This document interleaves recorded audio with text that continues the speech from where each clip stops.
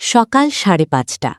একটা ফুটন্ত চায়ের কেটলির হুইসেল আর ঘরের ভেতরের একজোড়া ঠোঁটের অবিরাম কেঁপে চলা, দুটোর মধ্যেই একটা তীব্র ছটফটানি কাজ করছে। তবে চায়ের কেটলিটা একটু পরেই থেমে যাবে, কিন্তু জায়নামাজে বসা আরিফ সাহেবের ভেতরের ঝড়টা থামার কোনো লক্ষণই নেই। মানুষ যখন আল্লাহর কাছে চায় তখন তার চোখে থাকে আশা, কিন্তু আরিফ সাহেবের চোখে আজ কেবলই এক আদিম গ্রাসকারী ভয়। কিছুক্ষণ আগেও আরিফ তার খাটের এক কোণায় স্তব্ধ হয়ে বসেছিলেন। 2 হাতে ধরা ছিল শূন্যপ্রায় মানিব্যাগটি। খাটের উপর ছড়ানো ছিটানো ছিল বিদ্যুৎ বিল, গ্যাস বিল আর বাচ্চাদের স্কুলের বেতন আটকে থাকার নোটিশ। প্রতিটা কাগজ যেন এক একটি ধারালো তীরের মতো তাকে বিঁধছিল। মধ্যবয়সী এই মানুষটার উজ্জ্বল শ্যামবর্ণ চেহারাটা দুশ্চিন্তায় ফ্যাকাশে হয়ে গিয়েছে, চোখের নিচে পড়েছে কালচে দাগ।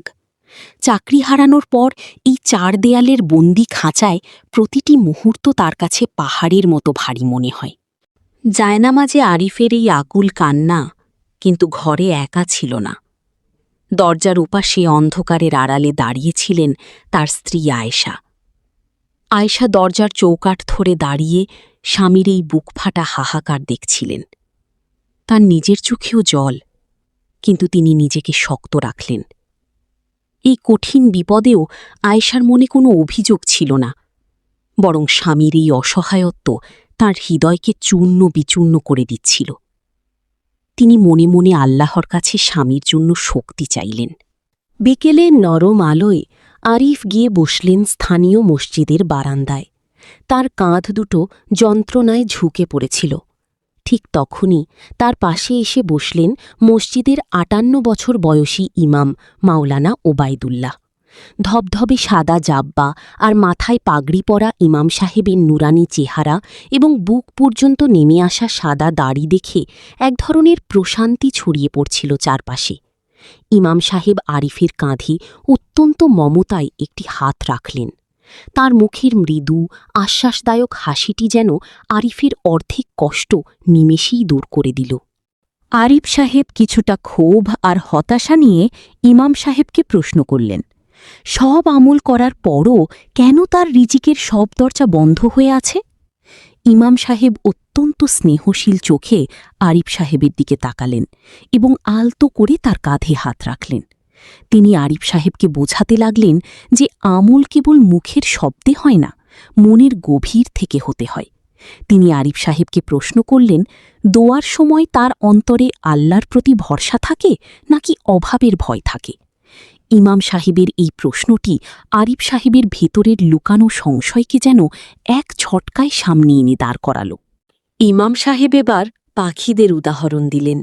তিনি হাত দিয়ে আকাশের দিকে ইশারা করে বোঝালেন কিভাবে পাখিরা আল্লাহর উপর ভরসা করে সকালে খালি পেটে বাসা থেকে বের হয় এবং সন্ধ্যায় পেট ভরে বাসায় ফিরে আসে। তিনি আরিফ সাহেবকে বোঝালেন, ঘরে বসে অলৌকিক কিছুর অপেক্ষা করা তাওয়াক্কুল নয়, বরং নিজের যোগ্যতা নিয়ে আল্লাহর জমিনে নেমে পড়াটাই আসল আমল।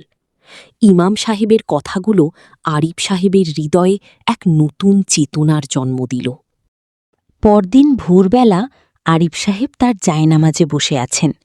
তবে আজ আর তার কোনো ভয় নেই, বরং এক ধরনের শান্ত ও দৃঢ় আত্মবিশ্বাস ফুটে উঠেছে।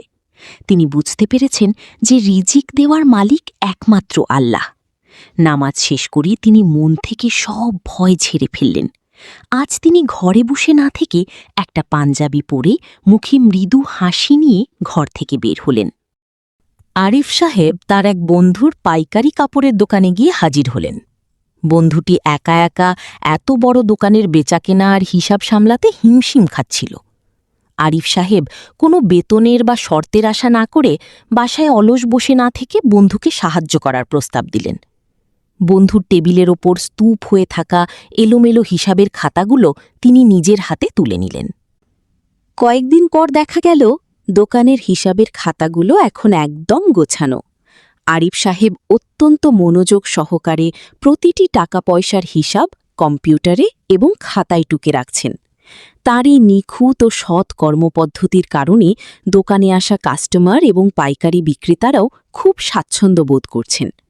বন্ধুর ব্যবসার অগোছালো ভাবটা কেটে গিয়ে সেখানে একটা সুশৃঙ্খল পরিবেশ ফিরে এসেছে। একদিন দুপুরে দোকানে একজন বেশ নামিদামি সচ্ছল ভদ্রলোক এলেন। তিনি কাপড়ের মিলের একজন বড় মালিক। তিনি যখন আরিফ সাহেবের হিসাব করার ধরন, কথা বলার মার্জিত রূপ এবং সততা লক্ষ্য করলেন, তখন তিনি বেশ প্রভাবিত হলেন।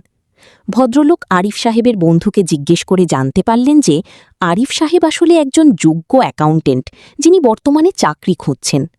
মিল মালিক সরাসরি আরিফ সাহেবের সামনে গিয়ে তার টেক্সটাইল মিলের প্রধান হিসাবরক্ষক পদের প্রস্তাব দিলেন, যার বেতন আরিফ সাহেবের আগের চাকরির চেয়েও দ্বিগুণ। আরিফ সাহেব তার ঘরের জায়নামাজে হাঁটু গেড়ে বসে আছেন। তবে আজকের দৃশ্যটি সম্পূর্ণ আলাদা। তার চোখে এখন আর ভয়ের জল নেই, আছে এক পরম কৃতজ্ঞতার অশ্রু।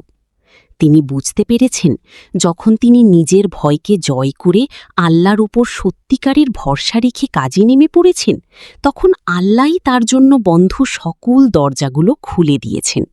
তিনি পরম তৃপ্তিতে সিজদায় লুটিয়ে পড়লেন।